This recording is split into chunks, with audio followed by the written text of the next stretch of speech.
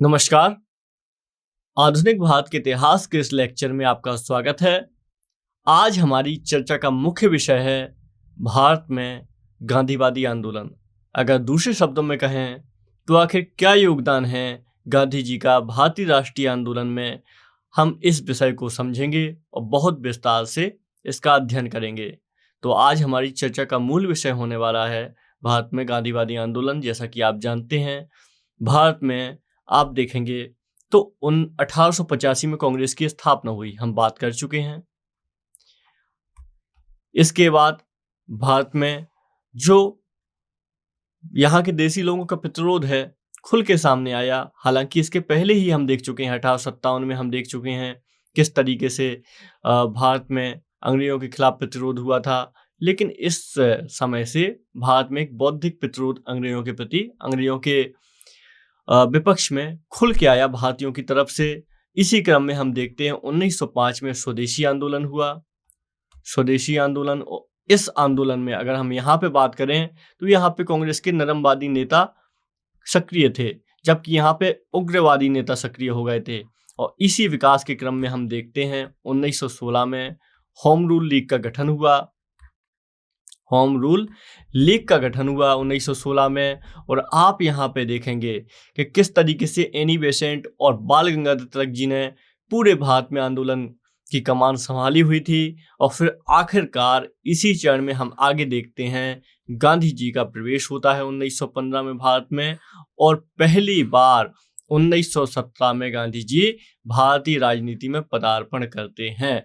बहुत बड़ा फेज है ये, बहुत बड़ा काल, इम्पोर्टेंट ये प्रकरण है भारतीय इतिहास का। क्यों इम्पोर्टेंट है, क्यों महत्वपूर्ण है? सबसे बड़ा सवाल तो यही होता है क्योंकि आप देखेंगे तो इसके पहले, गांधी जी के आने से पहले कोई भी बड़े जन आंदोलन भारत में नहीं हो पाए थे। आंदोलन हुए थे, होम रूल लीग हुआ था आंदोलन, स्वदेशी आंदोलन भी काफी बड़ा था, लेकिन अपेक्षाकृत जब गांधी जी के आने के बाद ही भारत में बड़े जन आंदोलन संभव हो पाए। अगर दूसरे शब्दों में कहा जाए और अंग्रेजी में कहा जाए तो गांधी जी को इस दुनिया का सबसे ज्यादा मास मूवमेंट वाला लीडर माना जाता है, जिन्होंने सबसे ज्यादा जनता को आंदोलनों में शामिल किया, उनमें से एक माना जाता है गांधी जी को। तो गांधी जी के आने के साथ ही भारतीय राजनीति में और भारतीय स्वतंत्रता आंदोलन का दोनों का स्वरूप बदल गया। इसके पहले आप देखेंगे ऐसे ऐसे तत्व आ जाते हैं हमारे स्वतंत्रता आंदोलन में कि आप सोच भी नहीं सकते। सोचिए, सत्य, अहिंसा, सत्याग्रह है, इन सब पद्धतियों से गांधी जी इस आंदोलन में भाग लेते हैं और आगे चल के बहुत हद तक ये गांधी जी की जो पद्धतियां हैं सफल भी रहती हैं। तो आइए चलिए एक थोड़ा संक्षेप में जान लेते हैं गांधी जी के बारे में, हम महात्मा गांधी जी के बारे में। तो गांधी जी का जन्म 2 अक्टूबर 1869 को हुआ था। अक्टूबर 1869 को हुआ था। कहाँ हुआ था? पोरबंदर में हुआ था। ये गुजरात में पड़ेगा। पोरबंदर गुजरात में गांधी जी का जन्म हुआ था। बचपन से ही बहुत ही जैसे कि नॉर्मल छात्र होते हैं वैसे ही थे, लेकिन आगे चल जाके इनको बाहर पढ़ने का अवसर मिला। इसके बाद इन्होंने वकालत की पढ़ाई की। सबसे ज़्यादा महत्वपूर्ण क्या है कि जब ये साउथ अफ्रीका जा रहे थे तब इनको डरबन से प्रिटोरिया जाते समय, ये एक महत्वपूर्ण घटनाक्रम है इसलिए इसकी चर्चा की जा रही है। जब ये डरबन से प्रिटोरिया जा रहे थे ट्रेन में तो इनके रंग होने के कारण, श्वेत रंग ना होने के कारण इनको ट्रेन से नीचे उतार दिया गया। यहाँ से इनको प्रेरणा मिली कि भारतीयों के नेतृत्व करना है, क्योंकि उस समय अफ्रीका में बहुत ज़्यादा रंग भेद वाली नीतियाँ सरकार अपना रही थी। दक्षिण अफ्रीका की बात कर रहा हूँ। तो 1894 में आखिरकार गांधी जी ने दक्षिण अफ्रीका में नटाल इंडियन कांग्रेस की स्थापना की। नटाल इंडियन कांग्रेस की स्थापना की। बहुत सारे लोग कंफ्यूज हो जाते हैं नटाल इंडियन कांग्रेस के बारे में, तो याद रखिएगा गांधी जी ने इसकी स्थापना की थी, कांग्रेस की स्थापना की। इसके बाद यहाँ इन्होंने रंग भेद की जो नीति थी इसके विरुद्ध यहाँ पे आंदोलन करना शुरू कर दिया। और फिर इसके बाद आप आगे चल के देखेंगे यहीं पर दक्षिण अफ्रीका में गांधी जी ने इंडियन ओपिनियन अखबार का प्रकाशन किया। इंडियन ओपिनियन, आखिर क्या है भारतीयों के ओपिनियन, अखबार का इन्होंने प्रकाशन किया। यहीं पर इन्होंने फीनिक्स आश्रम की स्थापना की और सबसे पहले यहीं पर उन्होंने अपनी जो सत्य अहिंसा सत्याग्रह की पद्धति थी इसका उन्होंने परीक्षण भी किया। और इसका ऑब्जर्वेशन भी किया। तो फीनिक्स आश्रम की स्थापना की। इसके बाद 1909 में हिंद स्वराज नाम की किताब भी लिखते हैं। संवाद शैली में पूरी किताब होती है, बहुत महत्वपूर्ण किताब है। तो ये सब कालक्रम घटनाक्रम आपको पता होना चाहिए, आपके लिए काफी महत्वपूर्ण रहेगा। पहले अगर हम असहयोग आंदोलन से पहले की ये सब चर्चा हमारे लिए महत्वपूर्ण रहेगी। तो आइए अब बात करते हैं आखिर गांधी जी के आंदोलनों के बारे में और किस तरीके से गांधी जी ने भारत आने के बाद भारतीय राजनीति में पदार्पण किया और यहाँ पे जो आंदोलन थे किस तरीके से इनको नेतृत्व किया, प्रदान किया और भारतीयों के शोषण को कम करने का प्रयास किया जो अंग्रेजों के द्वारा किया जा रहा था। तो हमारा सबसे पहले आंदोलन है असहयोग आंदोलन। लेकिन असहयोग आंदोलन से पहले आपको कुछ चीजें समझने की आवश्यकता है, क्योंकि गांधी जी ने भारत में असहयोग आंदोलन से शुरुआत नहीं हुई। जैसा कि आपको पता है, गांधी जी 1915 में भारत आए थे। 1917 में इन्होंने सबसे पहले चंपारण आंदोलन की कमान संभाली। चंपारण आंदोलन क्या था? यहाँ पे 3 कठिया पद्धति चलती थी बिहार में। इसके लिए शोषण किया जाता था किसानों का। तो राम कुमार शुक्ल नाम के एक व्यक्ति हुआ करते थे। इन्होंने गांधी जी को चंपारण में आने के लिए आमंत्रित किया। गांधी जी चंपारण गए और यहाँ पे सत्य अहिंसा की पद्धति से गांधी जी ने जो किसानों का शोषण होता था इसको समाप्त किया और बाकायदा यहाँ पे इनकी ये पद्धति सफल रही। ये सफल आंदोलन रहा गांधी जी का। 1918 में एक और अन्य आंदोलन होता है अहमदाबाद मिल मजदूर आंदोलन। मिल मजदूर, तो यहाँ पे कुछ समस्या चल रही थी। जो मिल के कर्मचारी थे, मिल के मालिक थे, यहाँ पे गांधी जी आते हैं और एक अच्छे तरीके से मध्यस्थता करके ये आंदोलन भी गांधी जी सफल बनाते हैं। 1918 में ही एक और आंदोलन है और ये है खेड़ा सत्याग्रह। ये खेड़ा सत्याग्रह क्या है? ये खेड़ा सत्याग्रह ही है जहाँ पे गांधी जी की मुलाकात वल्लभ भाई पटेल से होती है और अन्य महान व्यक्तियों से होती है।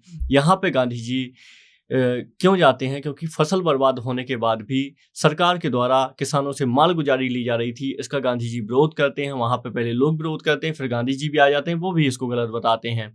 आखिरकार गांधी जी आंदोलन का रास्ता अपनाते हैं, लेकिन इसके पहले ही सरकार चुपचाप तरीके से जो किसान मालगुजारी नहीं दे सकते थे उन पर मालगुजारी हटा देती है और जो किसान दे सकते थे उन्हीं के ऊपर लागू रहती है। इस तरीके से गांधी जी का ये आंदोलन भी सफल हो जाता है। अब आखिरकार बात आती है असहयोग आंदोलन पे। तो ऐसी क्या परिस्थितियां बनी कि गांधी जी को इतना बड़ा आंदोलन खड़ा करना पड़ा? तो आइए इसके बारे में बात करते हैं। ऐसी क्या परिस्थितियां हुई? तो जैसा कि आप जानते हैं, प्रथम विश्व युद्ध का ये समय चल रहा था।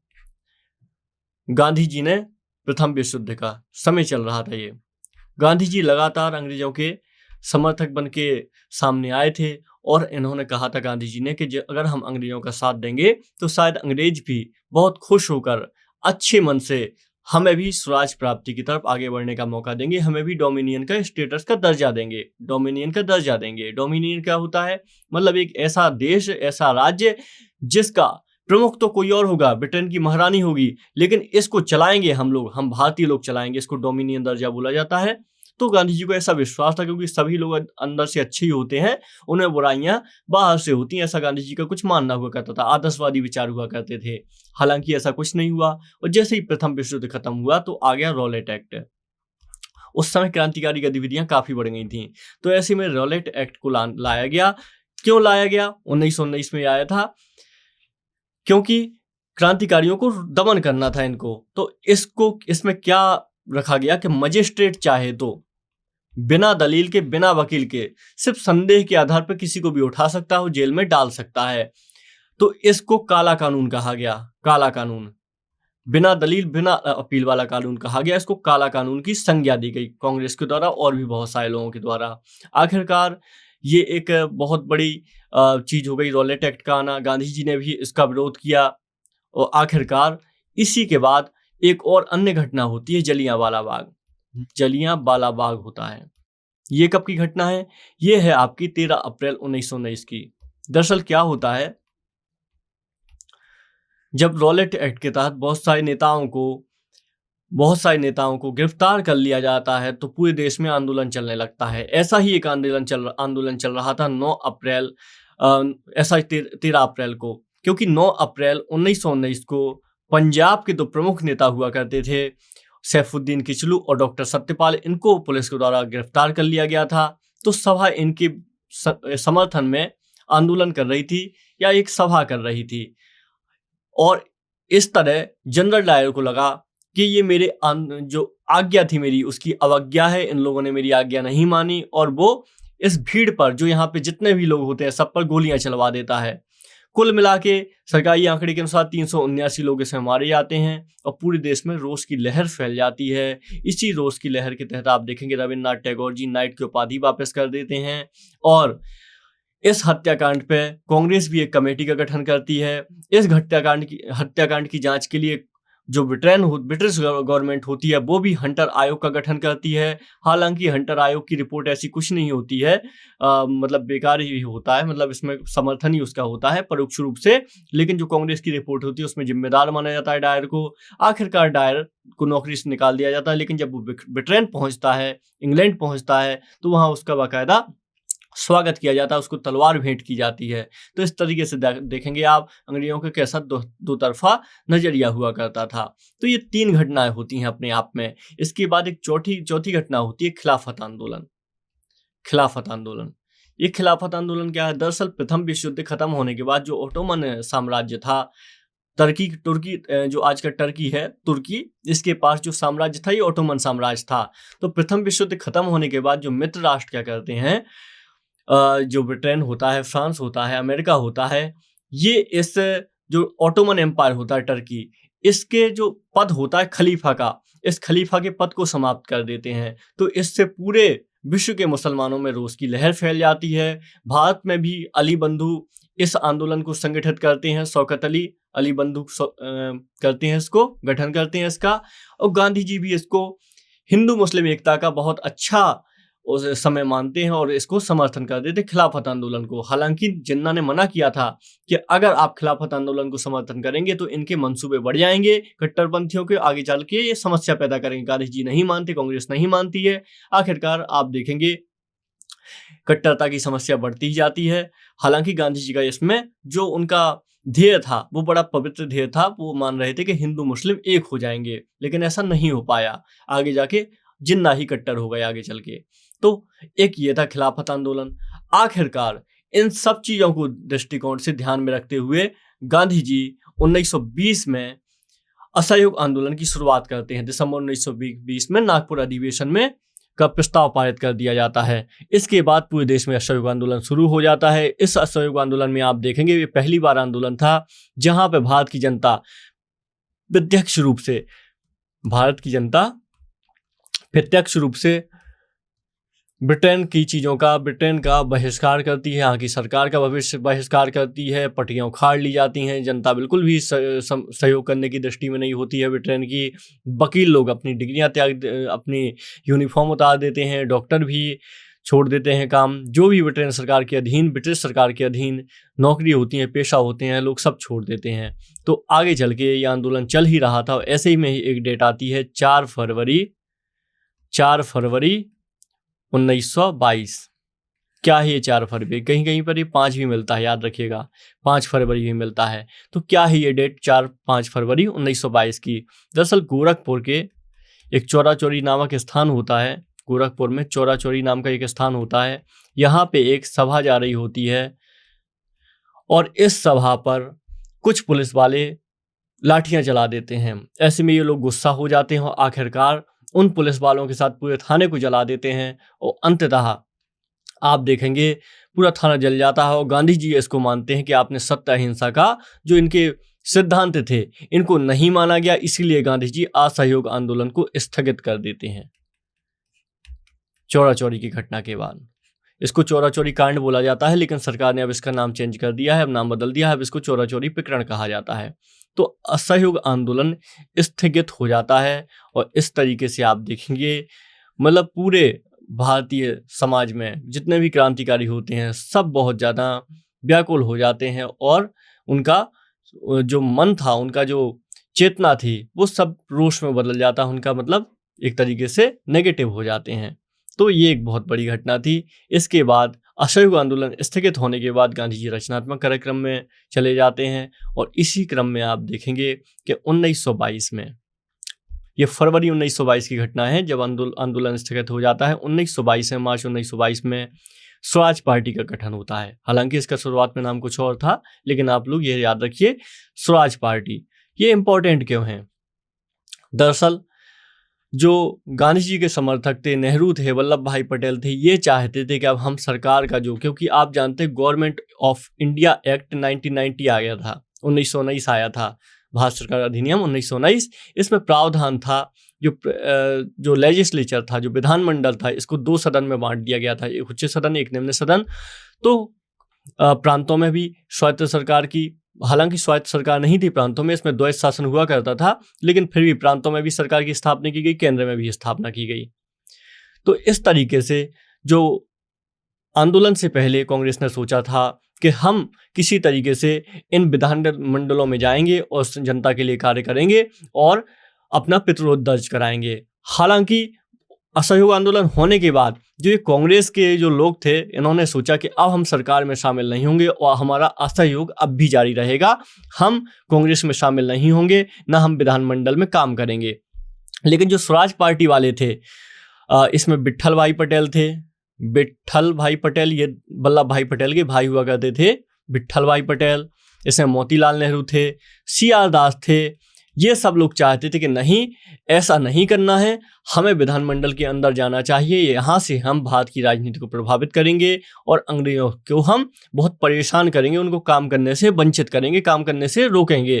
तो इस तरीके से 1922 में स्वराज पार्टी आती है। 1923 में इसका नाम स्वराज पार्टी हालांकि हो जाता है। स्वराज पार्टी के बाद भारत के इतिहास की एक अन्य घटना है भारत में साम्यवादी आंदोलन। साम्यवादी आंदोलन, साम्यवादी आंदोलन कहाँ से आए थे? दरअसल कार्ल मार्क्स जो थे, इन्होंने साम्यवाद की स्थापना की थी, क्योंकि इनका मानना था कि सत्ता होनी चाहिए, ये मजदूर वर्ग के हाथों में होनी चाहिए, इससे शोषण नहीं होगा। तो इस तरीके का इनका विचार था। इसी विचार से प्रभावित होकर 20वीं शताब्दी में आप देखेंगे, 20 के दशक में देखेंगे, कुछ नए विचारों का आगमन होगा, समाजवादी और मार्क्सवादी विचारों का आगमन हुआ। और इसी विचार में आप भारत में देखेंगे, भारत में कम्युनिस्ट पार्टी की स्थापना हो जाती है। कम्युनिस्ट पार्टी की स्थापना होती है भारत में, और इसमें यहाँ के 1924 में स्थापना होती है। आगे चल के आप देखेंगे बम्बई में भी दिसंबर 1925 में एक कम्युनिस्ट समूहों को संगठित कर एक अन्य कम्युनिस्ट पार्टी की स्थापना होती है। और इसी तरीके से आप देखेंगे पूरे भारत देश में कम्युनिस्ट आंदोलन का एक सिलसिला चलने लगता है। इसी क्रम में हम आगे चल के देखते हैं भारत में HRA की स्थापना। हिंदुस्तान रिपब्लिकन एसोसिएशन 1924 में इसकी स्थापना हुई थी।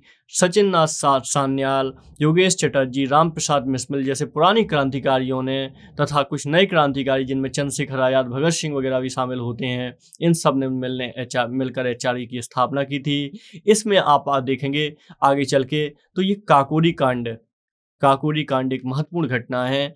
ये है अगस्त 1925 की घटना। काकोरी कांड जैसी घटना होती है और उसके बाद अंग्रेज सरकार तिलमिला जाती है, बहुत सारे क्रांतिकारियों को पकड़ लेती है। आखिरकार जब ये संगठन बहुत जीर्ण शीर्ण हो जाता है, इसके बाद आप देखेंगे भारत में HSRA की स्थापना होती है 1928 में। इसका मुख्य उद्देश्य क्या था? इसका मुख्य उद्देश्य था HRA की जो गतिविधियों में कमी आई है, उन गतिविधियों को फिर से विनियमित करना है। इसमें आप देखेंगे चंद्रशेखर आजाद, भगत सिंह इस संगठन की स्थापना करते हैं, और यही संगठन आगे जाके सॉन्डर्स की हत्या करता है। सॉन्डर्स इसको बोला जाता, सॉन्डर्स भी बोला जाता। दिसंबर 1928 में इसकी हत्या करता है। आगे चल के जब भगत सिंह जो सभा है, असेंबली सभा है, उसमें बम फेंकते हैं, तो लाहौर षड्यंत्र कांड के तहत, लाहौर षड्यंत्र केस के तहत भगत सिंह को आगे चल के 1931 में फांसी दे दी जाती है। 1929 का इसमें फांसी दे दी जाती है। तो इस तरीके से हम देखेंगे भारत में HSRA भी एक महत्वपूर्ण संगठन था। आइए इसके आगे बात करते हैं हम सविनय अवज्ञा आंदोलन की। सविनय अवज्ञा आंदोलन एक महत्वपूर्ण आंदोलन है भारतीय राष्ट्रीय आंदोलन का। तो सविनय अवज्ञा आंदोलन की शुरू कैसे होता है? दरअसल गांधी जी 1920 में जब असहयोग आंदोलन जब 1922 में ख़त्म हो जाता है, इसके बाद में गांधी जी रचनात्मक कार्यक्रम में चले जाते हैं। इसके बाद गांधी जी जब वापस आते हैं तो इरविन के साथ एक मुलाकात करते हैं और इसमें 11 सूत्रीय मांगें रखते हैं। 11 सूत्रीय मांगें जब इरविन इन मांगों को मानने से मना कर देता है या फिर इनका विचार ही नहीं करता है, तब आगे जाके आखिरकार गांधी जी सोचते हैं कि हम सविनय अवज्ञा आंदोलन शुरू करेंगे। याद रखिएगा, ये 11 सूत्रीय मांग हैं जो गांधी जी ने रखी थी, यंग इंडिया नाम की अपने पत्र में रखी थी गांधी जी ने। फिर आगे जाके सविनय अवज्ञा आंदोलन शुरू होता है 1930 में।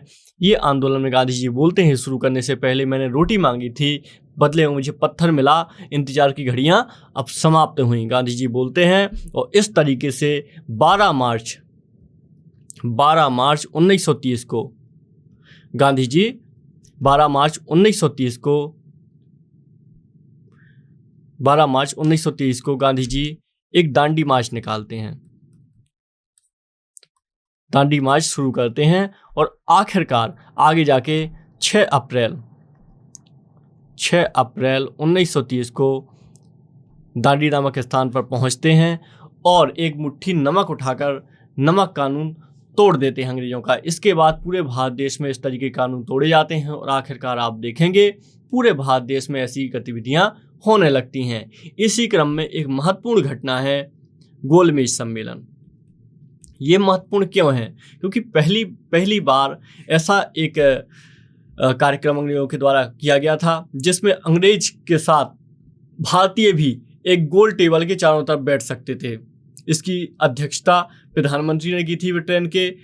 और तो कुल मिलाकर भारतीयों को पहली बार समानता की दृष्टि से पहली बार एक भारतीयों का जो दर्जा था उसकी दृष्टि से ये गोलमेज सम्मेलन महत्वपूर्ण था। हालांकि ये सम्मेलन लगभग असफल ही रहे, लेकिन फिर भी इनका महत्व काफ़ी है क्योंकि पहला गोलमेज सम्मेलन क्योंकि अम्बेडकर ने भी इन्होंने भाग लिया था और अम्बेडकर जी ने भी इसमें भाग लिया था और भारत की दृष्टि से भी और भी अन्य दृष्टियों से भी, राजनीतिक दृष्टि से भी ये सम्मेलन महत्वपूर्ण रहे। तो आइए जान लेते हैं पहले गोलमेज सम्मेलन के बारे में। तो जो पहला गोलमेज सम्मेलन है ये आपका 12 नवंबर 1930 से 19 जनवरी 1931 तक हुआ था। ये पहला गोलमेज सम्मेलन था। इसके बाद दूसरा गोलमेज सम्मेलन ज़्यादा इंपॉर्टेंट है।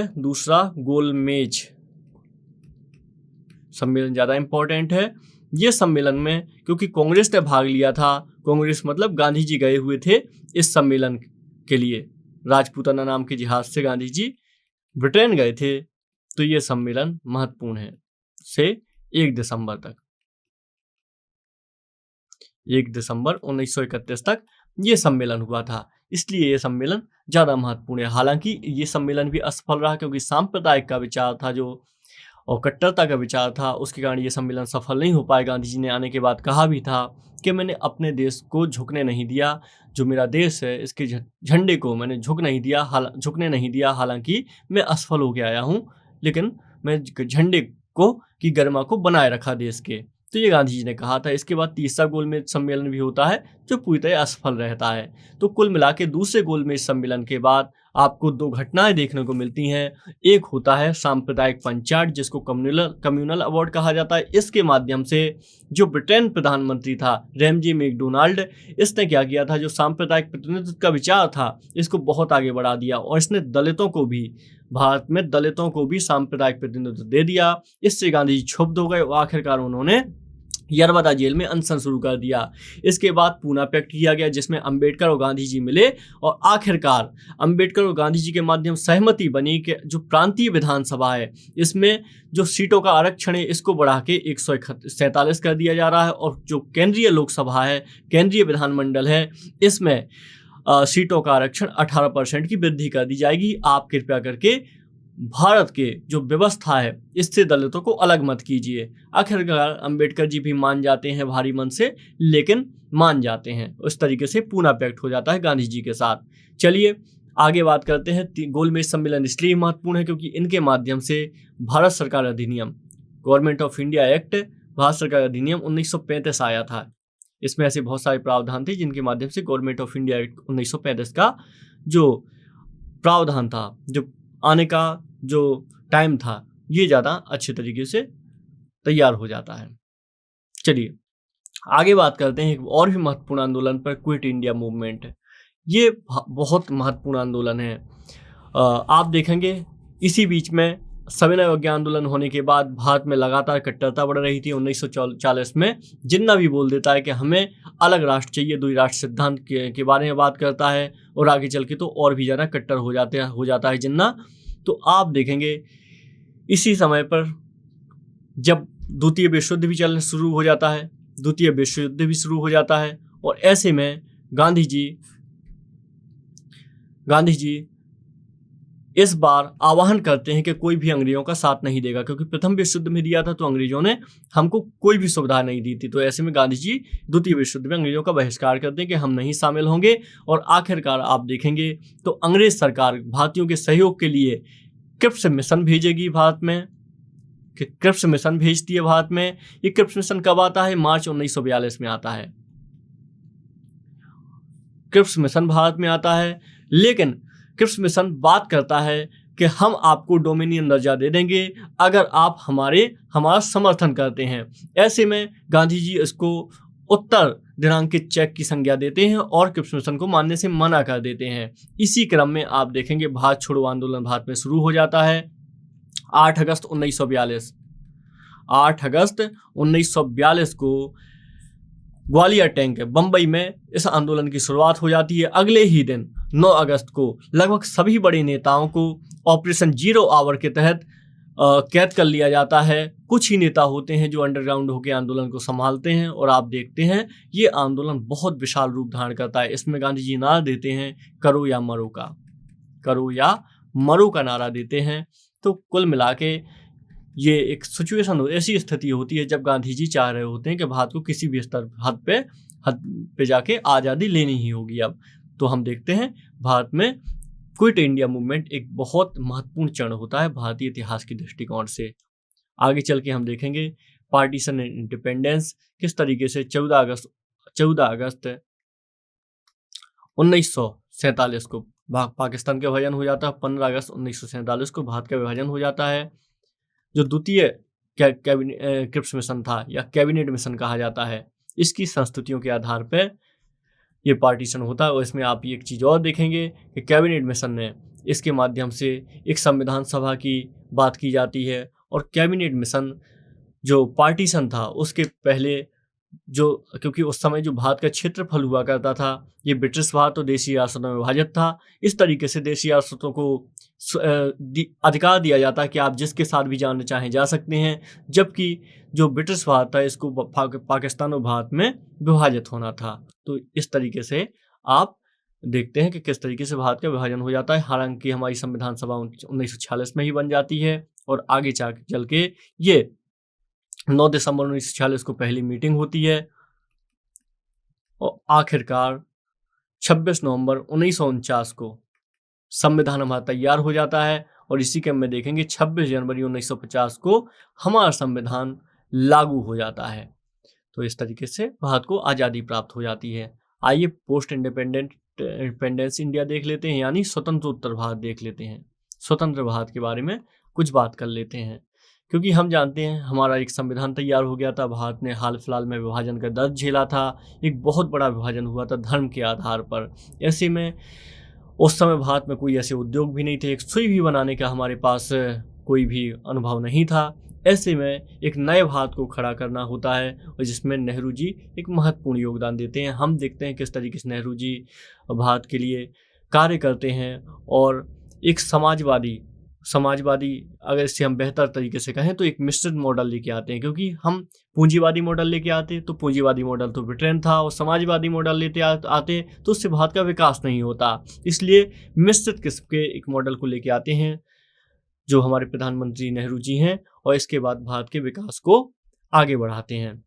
आगे चल के भारत में लगातार 2 युद्धों का भारत को बोझ ढोना पड़ता है, जिसमें से इंडिया चाइना वॉर होता है, भारत चाइना वॉर होता है, और इसके बाद 1965 में भारत का पाकिस्तान के साथ युद्ध, 71 में पाकिस्तान के साथ युद्ध, फिर एक बार कारगिल भी होता है। तो ऐसे में भारत के लिए बड़ी चुनौतियां होती हैं। ग्रीन रेवोल्यूशन, हरित क्रांति एक बहुत ही महत्वपूर्ण चैप्टर है, क्योंकि आप जानते हैं भारत में खाद्यान्न की बहुत ज़्यादा परेशानी हुआ करती थी। ऐसे में भारत के द्वारा जो नॉर्मन बोरलॉग साहब थे तो हमारे स्वामीनाथन साहब इनके पास गए, इनसे तकनीक सीखी, और उसके बाद भारत में हरित क्रांति के जनक के रूप में उभरे और भारत को खाद्यान्न से युक्त बनाया। ऐसे में एक बहुत बड़ा टाइम पीरियड था। इसके बाद आप देखेंगे ग्रीन रेवोल्यूशन के बाद, हरित क्रांति के बाद हमारे यहाँ श्वेत क्रांति भी हुई, श्वेत क्रांति हुई, गोल्डन क्रांति हुई, फिर अन्य प्रकार की क्रांतियां हमारे यहाँ होती रहीं। तो ये भी मतलब श्वेत क्रांति दूध से संबंधित है। चलिए आगे बढ़ते हैं। फिर इसके बाद 1951 का एलपीजी का दौर यानी उदारीकरण का दौर। इसके माध्यम से जो विदेशी कंपनियां थी अब भारत में निवेश कर सकती थी, और ये भी एक हमारी सरकार की बहुत महत्वपूर्ण उपलब्धि है, क्योंकि जो आज आप वर्तमान देखते हैं ये वर्तमान इसीलिए वर्तमान है क्योंकि भारत में पुरानी सरकार के द्वारा एलपीजी रिफॉर्म किए गए थे, उदारीकरण सुधार किए गए थे। इसमें मनमोहन सिंह जी का महत्वपूर्ण योगदान रहा है, हमारे पूर्व प्रधानमंत्री जी का। तो ये वर्तमान में जो हम कंडीशन देख रहे हैं, भारत कितना बढ़िया तरीके से डेवलप कर रहा है, लगातार आगे बढ़ रहा है। विदेशी मुद्रा भंडार यहाँ का इतना अच्छा है, हम देखते हैं हमारे यहाँ इंफ्रा कितना बेहतर हो रखा है। ये सारी चीज़ों का श्रेय अगर जाता है तो एलपीजी को जाता है, एलपीजी सुधारों को। इसके बाद 21वीं सदी के हम सुधार देख रहे हैं लगातार, जैसे हम बहुत बड़े मेजर ग्लोबल प्लेयर बन रहे हैं, चाहे वो इकोनॉमिक्स के मामले हो, इकोनॉमी के मामले में हो, स्पेस रिसर्च के मामले हो। आप जानते हैं चंद्रयान 2 हमारा सफल हो चुका है। ऐसे में लगातार भारत आगे बढ़ता जा रहा है। कुछ चैलेंजेस भी हैं हमारे सामने, जैसे हमारे यहाँ गरीबी है, जनसंख्या है, एनवायरमेंटल इशू, पर्यावरण इशू है, हमारे यहाँ रीजनल कॉन्फ्लिक्ट है, हमारे यहाँ ये सारे इशू हैं। लेकिन संभावना है कि भारत बहुत अच्छे तरीके से आगे चल के इन सारी समस्याओं से निपट लेगा और दुनिया में एक बहुत ही अच्छे राष्ट्र के तौर पे आगे बढ़ेगा। और हम इस दुनिया का शायद एक समय ऐसा भी आएगा कि भारत फिर से विश्वगुरु की भूमिका में आके नेतृत्व भी करेगा इस दुनिया का। हो सकता है ऐसा कि शायद चाइना अभी आगे बढ़ रहा है, आगे बढ़ता रहे, लेकिन एक दौर भारत का भी आएगा जब भारत भी इस दुनिया का एक बहुत ही महत्वपूर्ण राष्ट्र बनेगा। आज भी है, आज देखते हैं आप भारत G20 की अध्यक्षता कर रहा है, भारत का इसरो प्रोग्राम सफल हो रहे हैं। ऐसे में भारत की जो अस्तित्व है, भारत की जो ऊंचाइयां हैं लगातार बढ़ती जा रही हैं, वो आगे भी बढ़ती रहें, ऐसा हम आशा करते हैं। तो आज के इस लेक्चर को हम यहीं समाप्त करते हैं, कंप्लीट करते हैं, और अब हम ज्योग्राफी पर आएंगे और भूगोल की हम इत्मीनान से बहुत विस्तार से चर्चा करेंगे। नमस्कार।